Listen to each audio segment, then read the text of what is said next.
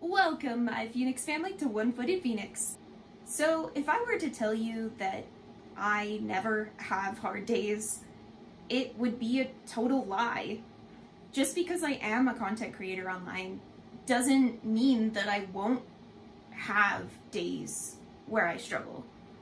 In fact, I still have days where I struggle a lot, and it's okay to have those days now and then, or sometimes I have a lot of them. Like, these past couple of months have been kind of tough because we've been trying to find a different pain medication that works for me, and eventually just ended up going back to the same one that was making me super itchy because there's not a lot of great options out there.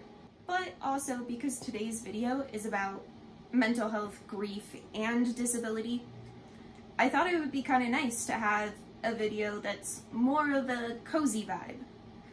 So there are so many things that I feel like people don't tell you when you experience grief or mental health challenges after a life-altering disability, which is a really big shame, and why I try to be pretty transparent on this channel about what life is really like, even in those hard times. Now, of course, it is more difficult for me to film things when I'm having a really hard time, but that doesn't mean that I'm not going to talk about those hard times, even if I didn't catch them on camera.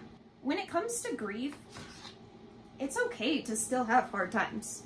And it's okay to give yourself a little bit of grace. I tell this to one of my friends all the time, to give yourself grace, but it's so true.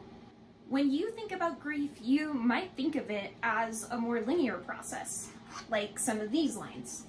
Like this one, where you start at the bottom and work your way up to the top, or you might even think of it as more of the U shape, where you start up here and everything's fine and something happens and you slide very quickly down to that slope, and then you have to figure out how to make a ladder to climb your way all the way back up. But the truth about grief is that it's not exactly as simple as some of these therapists like to make it out to be. In fact, grief is a process that tends to happen more over and over again, rather than a process of continually working your way up. You're going to have times where you slip backwards in your grief. You're going to have times where it's naturally harder to get through that kind of grief, and it's okay to have those days. In reality, your grief process might look a lot more like this, where it's a really crazy doodle where you go up and down and around and loop-de-loop around and take sharp turns, and that's completely okay for your grief process to look however it needs to for your healing. I think what nobody really tells you about having grief after a big disability, such as an amputation or being in a wheelchair, affects your life. So number 2 is they don't tell you how guilty you can feel for just simply struggling. Especially though, if it feels like other people have it worse than you. But one thing I want you to remember when it feels like other people might have it worse than you is that comparison to others is what kills your own joy.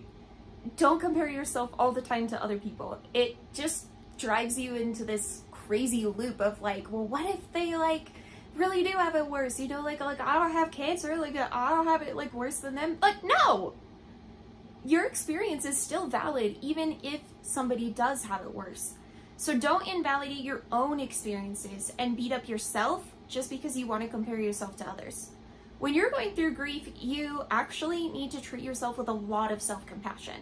There's also a ton of amazing people in the Phoenix family that have reminded me time and time again as I've been on this content creation journey that there's so many of you out there that care about how I'm doing from a genuine level. The last thing that I wish that more people had told me is that emotions don't make you weak. In fact, being able to feel your emotions and give them a voice is really helpful in learning to heal from some of the emotional scars that come with having a life-altering disability, especially when you went from pretty able-bodied to disabled somewhat quickly.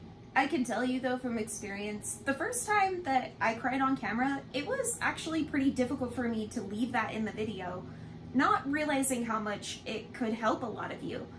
But when you were able to see that I have a human side and that there are times when I struggle, it seems like you guys connected with me on even a deeper level than I thought maybe you would.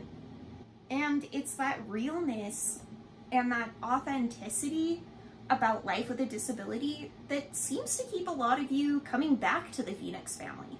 Try to let yourself be more okay with the emotions that you are feeling and giving those a voice.